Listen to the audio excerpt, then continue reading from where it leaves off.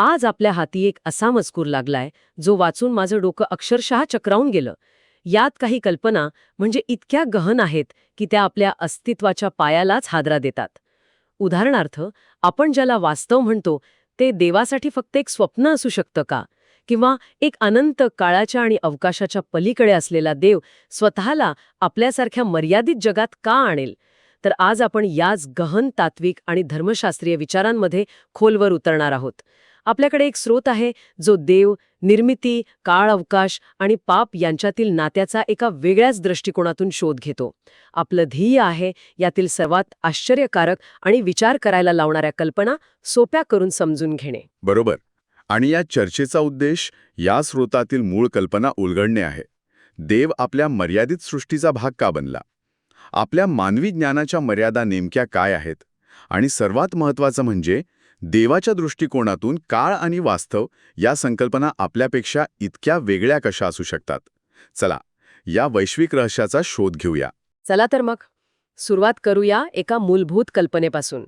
हा स्रोत म्हणतो की देव केवळ कुठेतरी दूर, अवकाशाच्या पलीकडे नाही, तर तो आपल्या या मर्यादित काळ अवकाशामध्ये म्हणजे टाइम स्पेसमध्ये सुद्धा पूर्णपणे उपस्थित आहे. पण गंमत म्हणजे तो स्वतःला लपवून ठेवतो. हो, आणि हे लपवणे महत्त्वाचे आहे. या मजकुरातील एक सुंदर कल्पना अशी आहे की देव या काळ अवकाशामध्ये स्वतःसाठी एक सिंहासन तयार करतो. एक सिंहासन. हो, एक सिंहासन.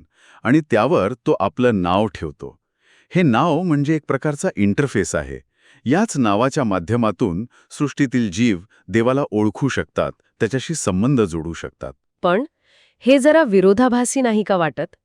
एकीकडे देवाला संबंध जोडायचा आहे, पण दुसरीकडे तो स्वतःला लपवून ठेवतोय.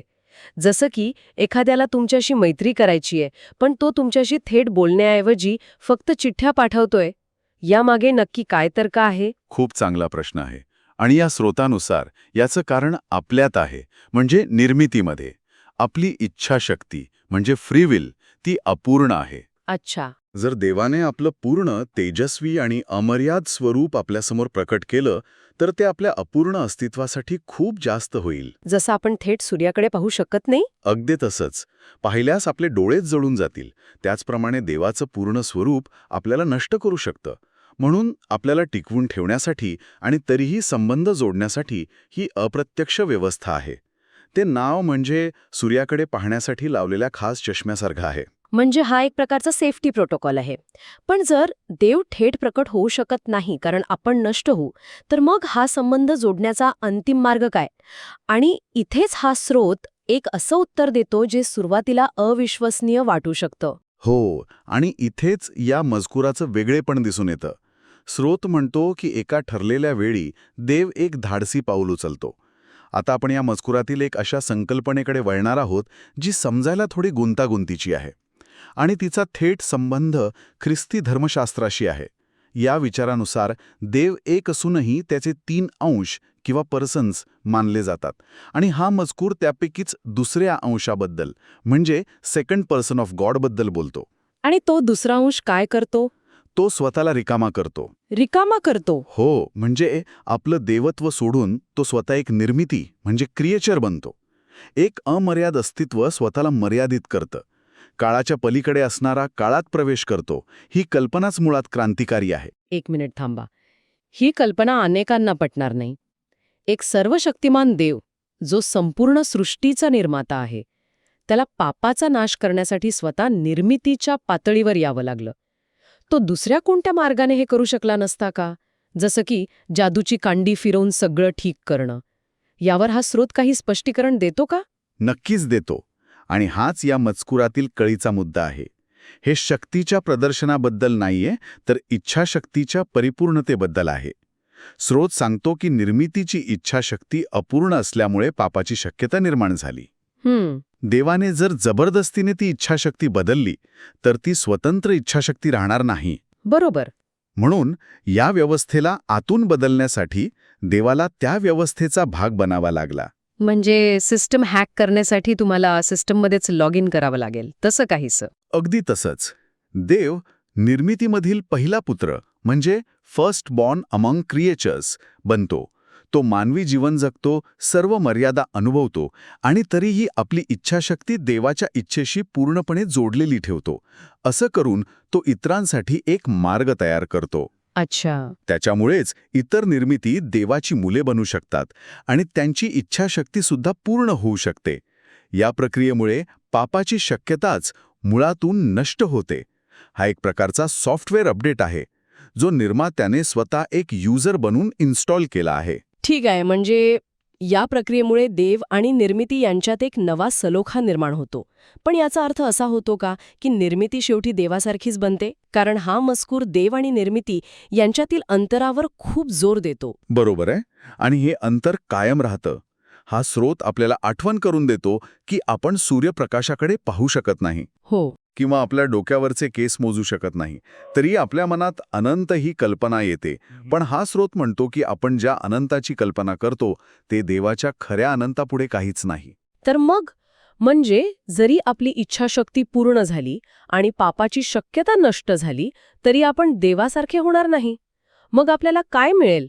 चिरंतनत्व, म्हणजे इटर्निटी. हो, पण ते चिरंतनत्व देवाच्या चिरंतनत्वापेक्षा पूर्णपणे वेगळं असेल. आणि हाच ह्यातला कळीचा मुद्दा आहे. आपलं चिरंतनत्व म्हणजे एका न संपणाऱ्या रस्त्यावर पुढे चालत राहण्यासारखं आहे. अच्छा. आपण नेहमी एका क्षणातून दुसऱ्या क्षणात प्रवास करत राहू. पण देवाचं चिरंतनत्व म्हणजे त्या संपूर्ण रस्त्याला त्याच्या सुरुवातीपासून शेवटपर्यंत एकाच वेळी पाहण्यासारखं आहे. वा, काय कल्पना आहे. म्हणजे आपण वेळेत प्रवास करतो आणि देव वेळेच्या बाहेर आहे. अगदी बरोबर. त्यामुळे आपण कितीही प्रगत झालो, आपली इच्छाशक्ती कितीही पूर्ण झाली, तरी आपण देवाच्या दृष्टिकोनाचा अनुभव कधीच घेऊ शकणार नाही. आपण नेहमी काळाच्या प्रवाहाबरोबरच पुढे जाऊ. भूतकाळात कधीही परत येऊ शकणार नाही. पण देवासाठी भूतकाळ, वर्तमानकाळ आणि भविष्यकाळ हे सर्व आत्ता आहेत. आणि वेळेबद्दलचा हा दृष्टिकोनातील फरकच या मजकुरातील सर्वात गहन आणि गोंधळात टाकणाऱ्या कल्पनेकडे आपल्याला घेऊन जातो. आपल्यासाठी कोणतीही गोष्ट एकतर वास्तव म्हणजे रियालिटी असते किंवा स्वप्न, ड्रीम. पण हा स्रोत म्हणतो की देवासाठी आपलं हे संपूर्ण काळावकाशच एखाद्या स्वप्नासारखं असू शकतं. हे कसं समजायचं? याची कल्पना अशी करता येईल. समजा तुम्ही एक कादंबरी वाचत आहात. ठीक आहे. तुमच्यासाठी गोष्ट पानोपानी उलगडत जाते. तुम्हाला पुढच्या प्रकरणात काय होईल हे माहीत नसतं. पण त्या कादंबरीच्या लेखकासाठी संपूर्ण कथा, सुरुवात, मध्य आणि शेवट एकाच वेळी त्याच्या मनात अस्तित्वात असते. खरंय. देवासाठी आपलं काळावकाश त्या कादंबरीसारखा आहे. तो लेखक आहे आणि आपण त्यातील पात्र आहोत, जे पानोपानी आपलं आयुष्य जगत आहोत. म्हणजे आपल्यासाठी जे अत्यंत वास्तविक आहे ते त्याच्यासाठी एका कथेसारखं आहे. या संदर्भात तो स्रोत क्रॉसच्या घटनेबद्दल एक प्रश्न विचारतो, बरोबर? हो, आणि तो प्रश्न आपल्याला निरुत्तर करतो. प्रश्न असा आहे की जेव्हा देवाचा अंश क्रॉसवर वेदना सहन करत होता, तेव्हा त्या वेदना देवासाठी वास्तविक होत्या की एखाद्या वेदनादायी स्वप्नासारख्या होत्या? किंवा देव सर्व काळात एकाच वेळी अस्तित्वात असल्यामुळे त्या वेदना त्याला प्रत्येक क्षणी कायमस्वरूपी जाणवत आहेत का? आणि याचं उत्तर? मजकूर स्पष्टपणे सांगतो की आपण हे कधीच समजू शकणार नाही. का? कारण वास्तव आणि स्वप्न या आपल्या मानवी मर्यादा असलेल्या संकल्पना आहेत. त्या देवासाठी लागू होत नाहीत. पण एक गोष्ट निश्चित आहे. कोणती? क्रॉसची ती घटना आपल्यासाठी, आपल्या वास्तवात, आपल्या मर्यादित आकलनासाठी घडणं आवश्यक होतं. ते देवाच्या प्रेमाचं आपल्या भाषेत केलेलं भाषांतर होतं. म्हणजे आपल्या मर्यादित आकलनासाठी ती घटना वास्तवात घडणे गरजेचे होते, जरी देवाच्या दृष्टिकोनातून त्याचा अर्थ पूर्णपणे वेगळा असू शकतो. हे अविश्वसनीय आहे.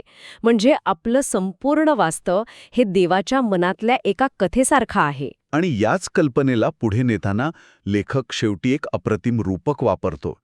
तो म्हणतो की कदाचित हे काळ अवकाश म्हणजे अस्तित्व, एक्झिस्टन्स, आणि अभाव, नॉन एक्झिस्टन्स यांच्या सीमारेषेवर चालणारा एक चित्रपट आहे. एक चित्रपट? हो, देवासाठी हा चित्रपट आधीच पूर्ण झाला आहे.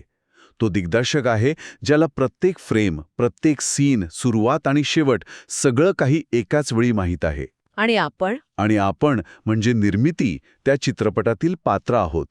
आपण प्रत्येक क्षण जगतो, प्रत्येक संवाद बोलतो, पुढे काय होणार आहे याबद्दल पूर्णपणे अनभिज्ञ असतो. हे रूपक पुन्हा एकदा स्पष्ट करते की निर्मिती कधीही देव बनू शकत नाही. हो. ते देवाचा भाग नाहीत, तर देवाने निर्माण केलेल्या आणि टिकवून ठेवलेल्या एका कथेचा, एका चित्रपटाचा भाग आहेत. ही कल्पना एकाच वेळी दिलासा देणारी आणि भीतीदायक आहे. दिलासा कारण आपल्या कथेचा शेवट चांगला आहे हे लेखकाला म्हणजे देवाला माहीत आहे. पण भीतीदायक कारण मग आपल्या निवडीला, आपल्या स्वातंत्र्याला काही अर्थ आहे का, जर सगळं आधीच ठरलेलं असेल तर? हा एक खूप मोठा तात्विक प्रश्न आहे, पण हा स्रोत सूचित करतो की जरी चित्रपट पूर्ण झालेला असला तरी त्यातील पात्रांचे अभिनय, त्यांच्या भावना, त्यांच्या निवडी ह्या त्या कथेसाठी खऱ्या आणि महत्त्वाच्या आहेत. किंबहुना ती कथा त्यांच्या निवडीबद्दलच आहे. अच्छा. शेवट माहीत असला तरी तो शेवट गाठण्याचा प्रवासच महत्त्वाचा आहे आणि तो प्रवास आपल्यासाठी पूर्णपणे वास्तविक आहे. वाह! आज आपण एका अत्यंत गहन विषयाचा आढावा घेतला. देवाने स्वतःला आपल्या मर्यादित जगात का आणलं या प्रश्नापासून सुरुवात करून आपलं वास्तव हे देवासाठी एका कादंबरी किंवा चित्रपटासारखं कसं असू शकतं इथपर्यंत आपण एक वैचारिक प्रवास केला. या मजकुराने देव, अस्तित्व आणि मानवी मर्यादा यावर पुन्हा एकदा विचार करण्यास भाग पाडले आहे. जाता जाता एक शेवटचा विचार. हा स्रोत सूचित करतो की अभाव किंवा अस्तित्वात नसणे, नॉन एक्झिस्टन्स, ही संकल्पना सुद्धा देवाच्या आतच अस्तित्वात आहे. असं कसं? कारण तो नसलेल्या गोष्टींना अस्तित्वात आणू शकतो.